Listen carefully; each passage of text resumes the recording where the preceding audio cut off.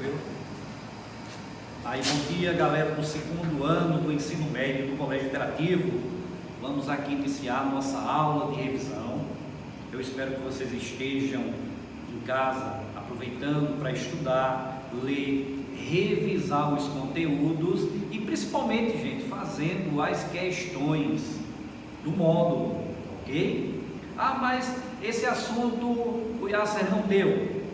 Não, vamos lá, leiam, tentem resolver, porque quando nós voltarmos às nossas aulas presenciais, aí sim nós vamos fazer e resolver todas essas questões em sala, tá bom? Vamos lá, nós estudamos esse conteúdo, infraestrutura e logística no Brasil.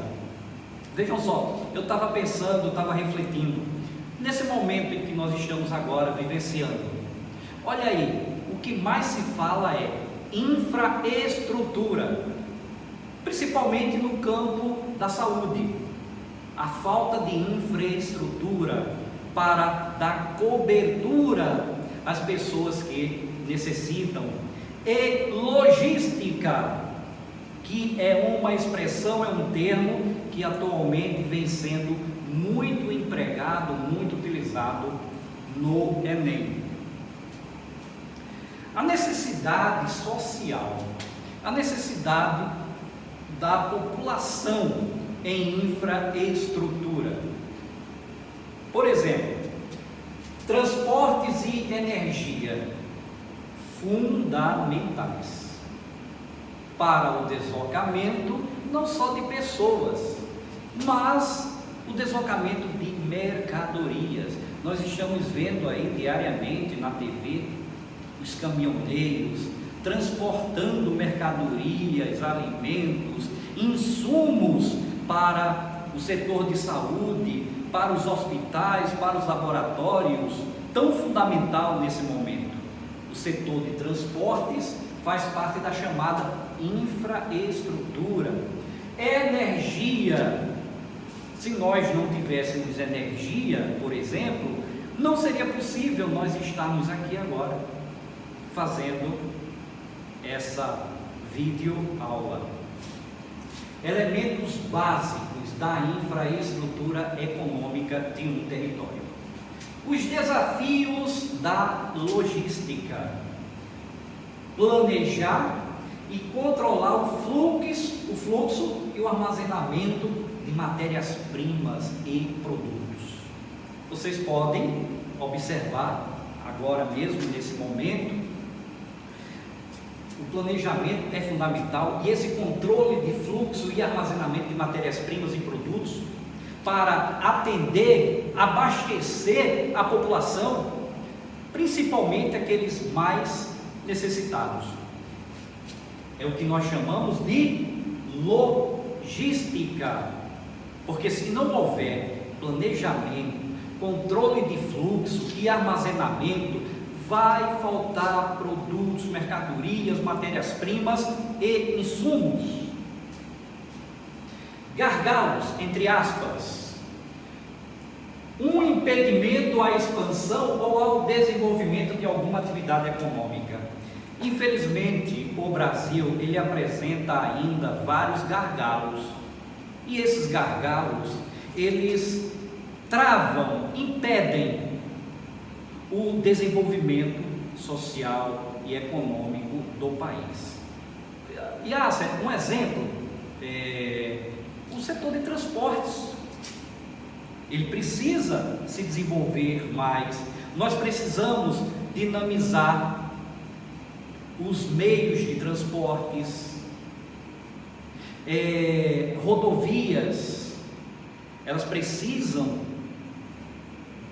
nós precisamos de rodovias planejadas, rodovias modernas, rodovias seguras, precisamos de mais ferrovias, precisamos de metrôs, precisamos utilizar também um recurso que nós temos, natural, importantíssimo, que são os nossos rios, e explorar o transporte fluvial para fazer o deslocamento de mercadorias, o deslocamento de matérias-primas, o deslocamento de insumos, o deslocamento de commodities. Commodities, mas o que é isso, Yassi? Commodities, matérias-primas, produtos agrícolas. Acostumem-se com determinados termos ou expressões. Commodities vem sendo muito utilizado nos meios de comunicação, vem sendo muito utilizado também na prova do Enem e em vários outros vestibulares. A infraestrutura energética do Brasil. A nossa matriz energética é a matriz energética oriunda, proveniente de rios, de barragens, que é a energia hidroelétrica. É essa energia que nos abastece. Abastece a maior parte do território brasileiro, a maior parte dos lares, a maior parte das indústrias nesse país. Eu comentei em sala de aula com vocês, o Brasil, em um determinado momento da história desse país, houve um erro, houve um equívoco, uma falha por parte dos nossos governantes. Mas qual foi esse erro? Nós investimos prioritariamente, basicamente, em uma matriz energética, a hidroeletricidade. Mas por que, Yasser, foi um erro? É um erro. Imaginem só, dependemos de chuvas para encher os rios e as barragens, a fim de gerar energia. E se nós passarmos um bom tempo sem chuvas, nós iremos ficar reféns, escravos. Aliás, nós somos reféns e escravos dessa matriz energética que é a hidroeletricidade. Tá? Nós precisamos investir mais em outras fontes, principalmente, eu vou ressaltar, nas fontes de energia limpas, as chamadas renováveis, para substituir de forma gradativa as convencionais. Ok? A fonte de energia hidroelétrica, ela utiliza uma fonte que é a água, é limpa, é uma fonte, uma matriz limpa. Agora, como vocês sabem, a hidroeletricidade, a construção de uma barragem provoca dá danos ambientais terríveis à natureza. Tá? Hoje, a energia eólica, a energia solar, elas surgem como fontes que podem ser utilizadas de forma mais gradual, principalmente em cidades menores, em cidades do interior do país. Aqui no Nordeste é fundamental, é importantíssimo o uso dessas fontes de energia. A solar, por exemplo, nós temos sol durante boa parte do ano, tá? E a eólica, nós temos aqui no nosso litoral áreas onde os ventos sopram constantemente, do litoral do oceano para o continente. Esse gráfico é o chamado gráfico de pizza, onde cada fatia representa uma fonte de energia. Esses dados são de 2014. Lembrem-se, em sala de aula eu disse a vocês o seguinte: o petróleo e seus derivados tendem a diminuir a sua participação nesse conjunto. Por que diminuir a sua participação? Porque se trata de uma fonte de energia suja, esgotável pela natureza, e nós não podemos ficar à mercê dessa fonte de energia. Precisamos investir e buscar outras fontes, como eu falei agora há pouco, limpas, renováveis, fontes inesgotáveis, como é o caso da solar e da eólica. Energia hidrelétrica apresenta um grande potencial e vantagem comparativa. Predomínio de climas equatoriais e tropicais, propiciando médias pluviométricas, chuvas elevadas.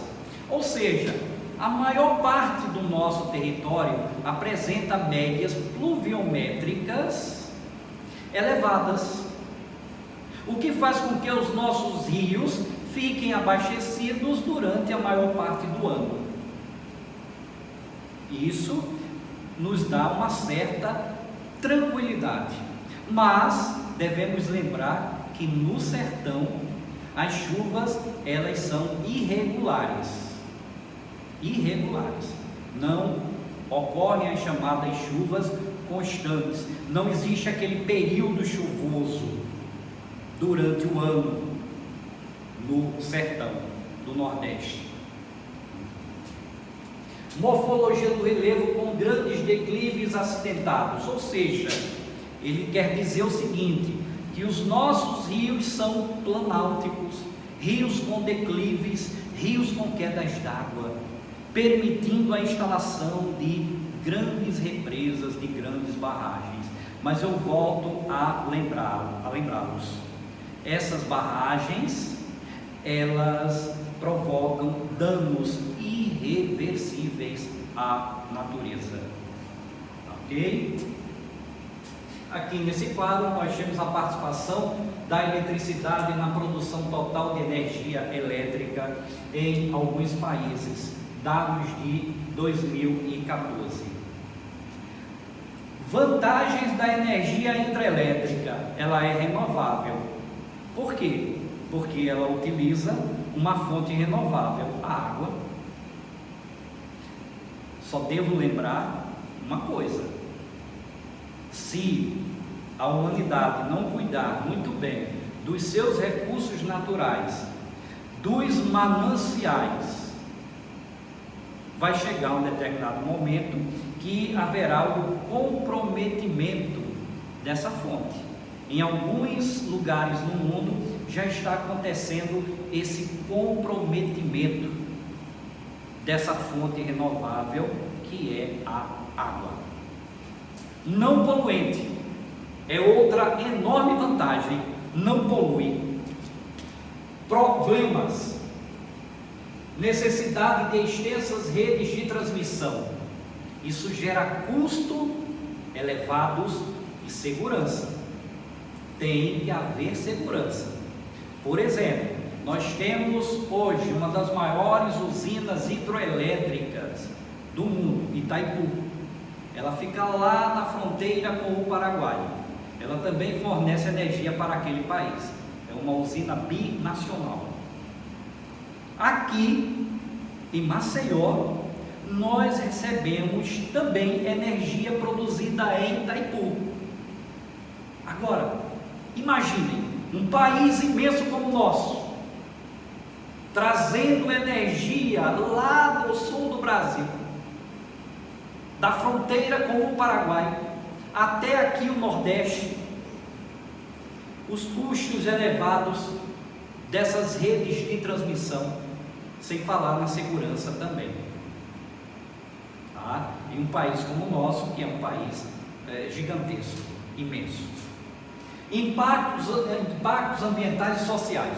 Quando fala-se em impactos sociais, está se falando da população, impactos relacionados a todos nós, seres humanos. Submersão de grandes áreas florestadas, como aconteceu na região amazônica, lá no centro-oeste. Muitas áreas de matas, muitas áreas verdes foram submersas, ficaram submersas. Como? Para construir a área do lago, tiveram que invadir imensas áreas florestadas. Vejam, imaginem, gente, o prejuízo para essas áreas, para o meio ambiente e para todos nós. Essas áreas nunca mais serão recuperadas. Tá? Sociais, por exemplo, cidadezinhas que existiam naquelas áreas, aldeias indígenas, sítios arqueológicos, sem falar da própria floresta mesmo, da própria mata que foi destruída, os animais que ali habitavam perderam seu habitat natural. Vejam quantos prejuízos, né? Quantos prejuízos. As bacias hidrográficas e usinas hidrelétricas instaladas. As bacias hidrográficas dos rios Amazonas, Paraná e Tocantins são aquelas que apresentam o maior potencial hidrelétrico do país. Vocês devem estar lembrados que em sala eu disse que faltou incluir a bacia hidrográfica do São Francisco, que tem um enorme potencial hidroelétrico, um enorme potencial hidráulico, muito mais do que a bacia hidrográfica amazônica. A bacia hidrográfica amazônica, ela é uma bacia com rios predominantemente de planícies, ou seja, não tem quedas d'água. Para você construir uma hidroelétrica na região amazônica, você vai trazer prejuízos ambientais para aquela região enormes, porque a área do lago, a área da represa, ela tem que ser maior do que se fosse em um rio de Planalto. O rio de Planalto é aquele que tem cachoeiras, quedas d'água. Como vocês podem ver nessa imagem, a usina binacional de Itaipu, entre o Brasil e o Paraguai, situa-se em Foz do Iguaçu, a energia compartilhada pelos dois países. Na outra imagem, o salto de Sete Quedas em Guaíra, Paraná, era o maior do mundo em volume de água, desapareceu com a formação do lago da usina de Itaipu. Lá, foto de 1982. Aqui, gente, já é uma área modificada pela ação humana, pela ação antrópica.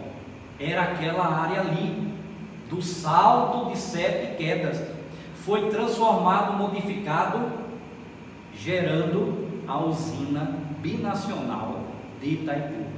Fica evidente nessas imagens a atuação, a interferência do homem sobre o meio natural. Energia termoelétricas. As usinas mais antigas, elas utilizavam para gerar energia e ainda utilizam petróleo e carvão mineral. As termoelétricas atuais utilizam gás natural, que é uma fonte mais limpa em relação ao petróleo e o carvão mineral. No sul do Brasil, nós temos alguns depósitos de carvão mineral. Lembro-lhes que esse carvão ele é de baixa qualidade, ele tem um teor calorífico muito reduzido e há em algumas áreas uma dificuldade enorme de fazer a extração desse carvão mineral. E a quantidade é insuficiente para atender a demanda interna. O Brasil precisa importar carvão de outros países, por exemplo, dos Estados Unidos, da África do Sul, para complementar a demanda interna do nosso país. A região norte, Manaus, por exemplo, utiliza óleo diesel e gás na geração de energia elétrica em usinas termoelétricas. O norte do Brasil, como eu falei há pouco, há uma dificuldade, um gargalo muito grande para você instalar usinas hidroelétricas naquela região. Temos algumas lá no norte do país, inclusive Tucuruí, lá no estado do Pará, que é uma das maiores do Brasil, mas trouxe consequências gravíssimas para o meio ambiente. Portanto, construir uma hidroelétrica na região amazônica significa agredir mais a floresta. Mais recentemente, a região sudeste tem utilizado esse recurso energético que é o gás natural, principalmente oriundo da Bolívia, através de um gasoduto Brasil-Bolívia, que sai lá daquele país até o sudeste brasileiro, indo até o sul. Passa pelo sudeste e vai até o sul do país. Só lembro a vocês o seguinte: o Brasil tem muitas áreas com disponibilidade de gás natural, inclusive aqui em Alagoas, aqui em Maceió, em algumas cidades aqui próximas como Pilar, São Miguel dos Campos, temos grandes áreas onde podem ser explorados o gás natural. Tá? Temos uma vantagem do gás natural que é extraído aqui em relação ao gás natural que é produzido lá no Rio de Janeiro. O gás natural daqui ele vem dissociado do petróleo, separado, onde a obtenção é mais rápida. No caso lá do Rio de Janeiro, o gás natural ele vem associado ao petróleo. A energia termonuclear. Essa energia, gente, no mundo inteiro, ela já anda na contramão. Alguns países estão deixando de lado, estão arquivando algumas usinas que seriam colocadas em funcionamento, que seriam construídas, enfim, depois daquele grande desastre que aconteceu lá em Fukushima, no Japão, depois daquele tsunami, vários países do mundo acabaram deixando de lado a construção de novas usinas termonucleares, inclusive o Brasil, que tinha o propósito de concluir a usina de Angra 3 e construir mais algumas pelo país. Portanto, esse projeto, essa ideia foi arquivada. No momento nós temos Angra 1 e Angra 2 em funcionamento lá no Rio de Janeiro, em Angra dos Reis. Petróleo e biocombustíveis.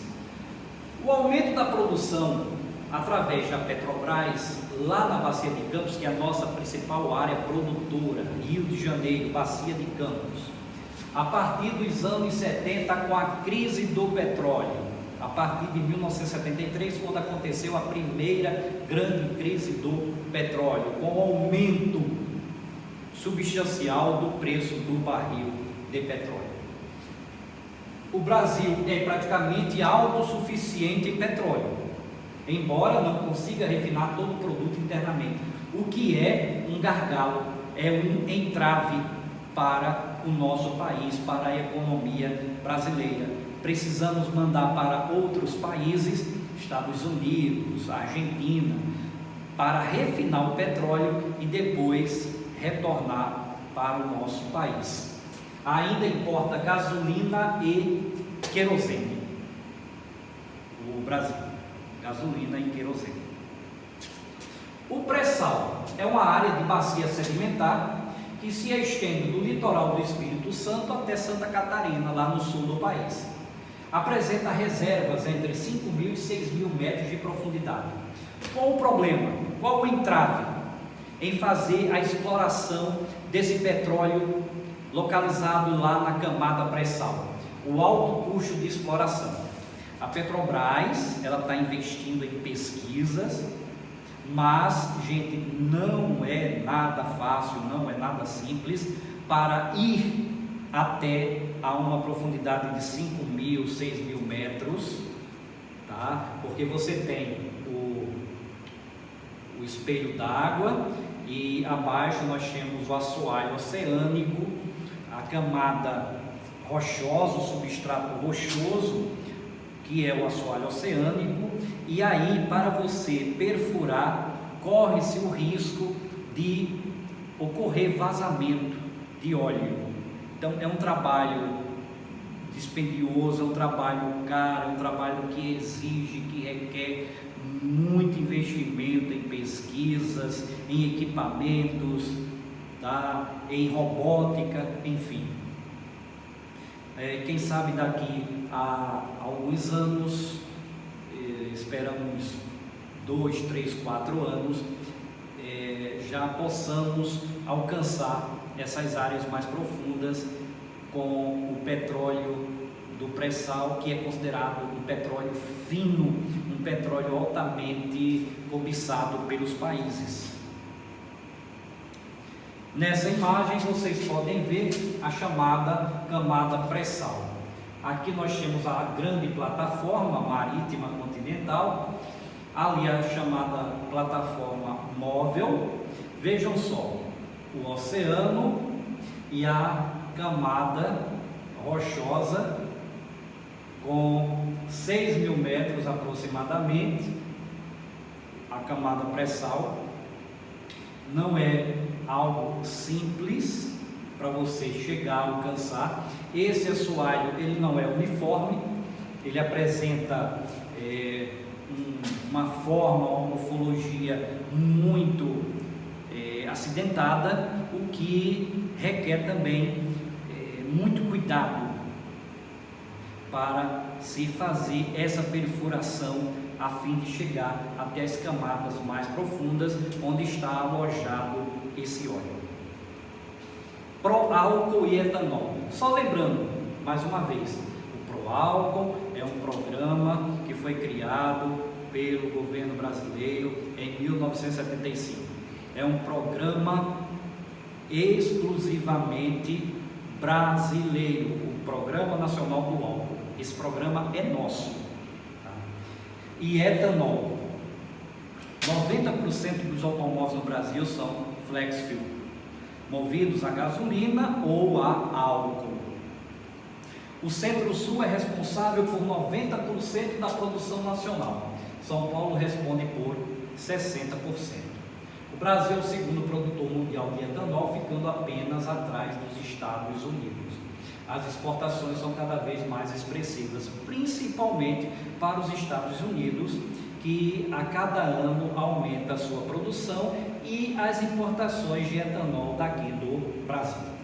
O biodiesel, que também é um programa interessante, que tem ajudado muito a natureza, porque ele é biodegradável, derivado de fontes renováveis, como óleos vegetais. Substitui o óleo diesel usado como combustível em caminhões, ônibus, caminhonetes, carros e motores de máquinas. O que diminui um pouco, gente, o uso do óleo diesel derivado do petróleo. Existe o adicionamento do biodiesel no óleo diesel. Tá? Isso aumenta um pouco a pressão sobre o meio ambiente. Energia eólica e energia solar. Essas duas fontes, elas abrem perspectivas fantásticas para um futuro próximo, o Brasil utilizar amplamente essas duas fontes. Eu lembro a vocês que a energia solar, nós utilizamos ela já em grande número nas regiões interiores do país, em pequenas cidades, vilas, lugarejos, enfim, no meio urbano das grandes cidades brasileiras já vem sendo utilizado esse tipo de energia solar, principalmente nos semáforos.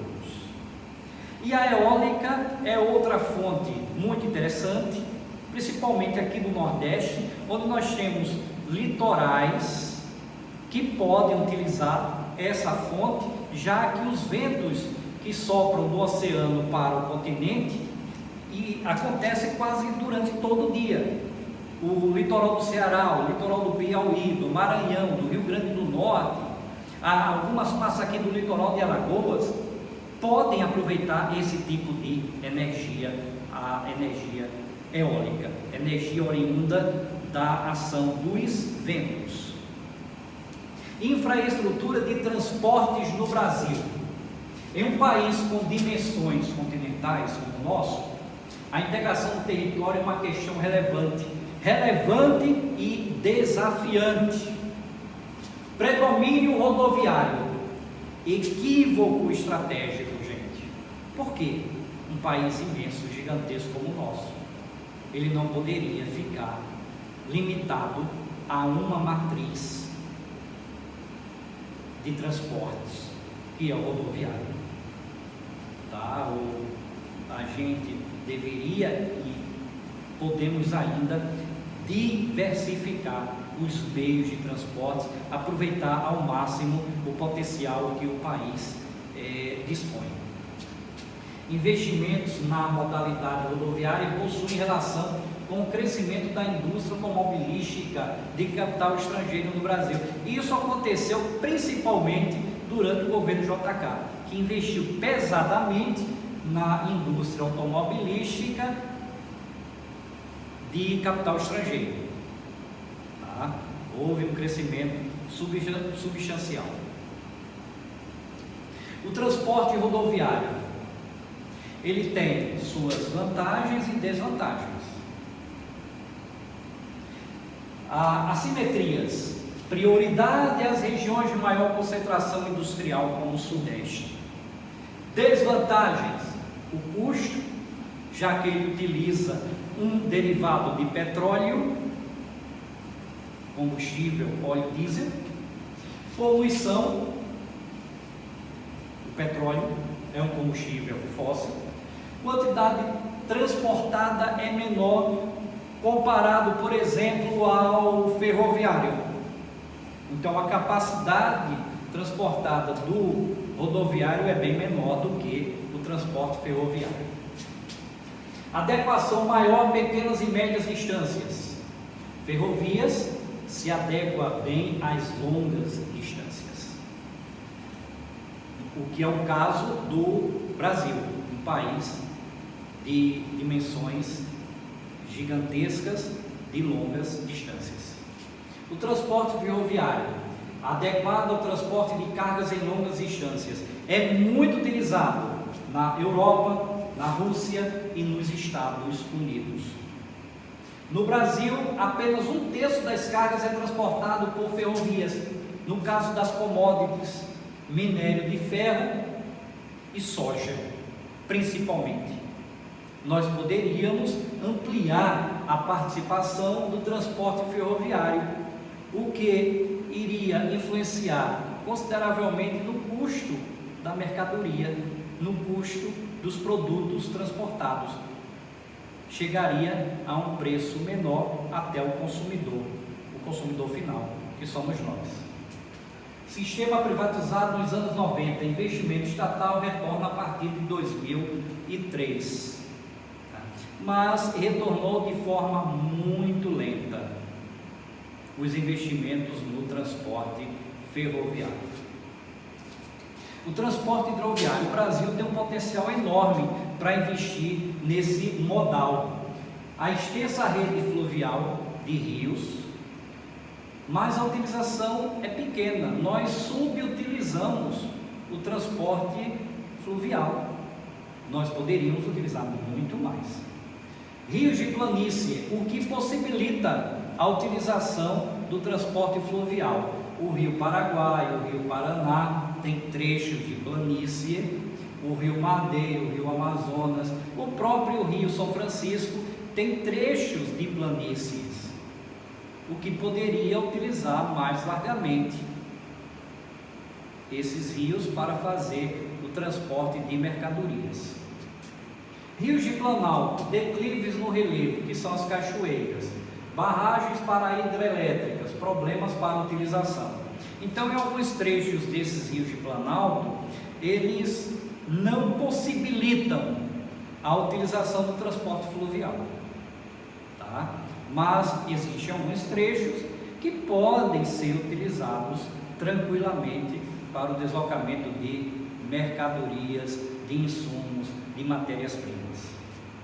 O sistema portuário brasileiro, eu posso dizer que nos últimos anos tem melhorado consideravelmente o sistema de portos aqui no Brasil. Alguns portos se destacam pelas inovações, pela modernização. Por exemplo, o Porto de Itaqui, em São Luís do Maranhão, o Porto de Suape, na Grande Recife, o Porto de Tubarão, em Vitória, no Espírito Santo, o Porto do Rio de Janeiro, o Porto de Santos, o Porto de Paranaguá, o Porto do Rio Grande do do Rio Grande, lá no Rio Grande do Sul, o Porto de Paranaguá, que fica no estado do Paraná. São hoje portos bastante movimentados, portos dinâmicos, portos que melhoraram a sua estrutura para poder abrigar os grandes cargueiros que trazem mercadorias e também levam produtos exportados do Brasil para várias partes do mundo. O transporte aeroviário, nos últimos 15, 20 anos, ele apresentou um enorme crescimento, inclusive com a participação maior de pessoas utilizando esse meio de transporte. As redes de informação. O setor de telecomunicações foi uma das atividades mais diretamente afetadas pela revolução técnico, científico e informacional. As redes informacionais são vitais, importantíssimas para interligar o território brasileiro. Os estados mais industrializados, leia-se do Sudeste, apresentam maior população urbana nas cidades. São os principais eixos de difusão e comunicação do país. A expansão da telefonia ocorreu a partir de 1990 com a privatização. E isso foi possível, a privatização possibilitou, melhor dizendo, a expansão, a melhoria desse tipo de serviço à população. Em 2013, cerca de 86 milhões de brasileiros já tinham acesso à internet, à rede mundial de computadores, ou seja, 43% da população do país, quase a metade da população do país. Ainda estamos abaixo se comparado a países desenvolvidos, mas estamos muito à frente de países subdesenvolvidos, daqui da América Latina, da África e de alguns países da Ásia. Bom, pessoal, o conteúdo trabalhado foi o módulo 7, Infraestrutura e Logística no Brasil. É esse o conteúdo que eu irei explorar posteriormente, irei editar algumas questões sobre o assunto para que vocês possam resolver. E na próxima aula nós iremos fazer a resolução dessas questões, tá? Eu espero que vocês tenham aproveitado, busquem ler e tirar as dúvidas, ok? Aí eu só quero lembrar aos pais e responsáveis ou responsáveis de vocês que nós estamos nos empenhando para fazer com que essas aulas cheguem a cada um dos nossos alunos e que eles possam aproveitar, estudar em casa, aproveitar esse momento, estudem, leiam o máximo que vocês puderem, tá bom? E eu espero em breve nós estarmos aí juntos, tá, com as nossas aulas presenciais, tá bom, gente? Um abraço.